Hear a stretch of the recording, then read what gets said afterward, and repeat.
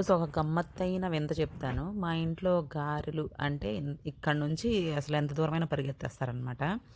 అమ్మో! ఈ ఆయిల్ ఏంటి అసలు తింటుంటే ఆయిలొస్తుందని మా వారు, రిషిత అసలు అంటూనే ఉంటారు.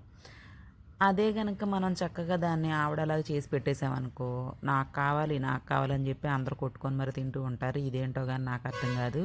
మా ఇంట్లో ఎప్పుడు గారెలు తినరు. ఆవిడ మాత్రం ఎప్పుడు తింటారు. అందుకే నేను ఏ అకేషన్ అయినా గూడా ఎక్కువగా ఆవిడనే చేస్తాను.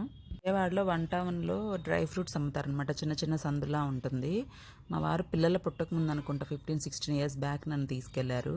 అయితే అక్కడ మామూలుగా పానీపూరి బండి కాదు అది దహి వడ అనుకుంటా. వడ ఉంటది. దాంట్లో స్వీట్‌గా ఏసేస్తది ఆ అమ్మాయి చాలా బావుంటది.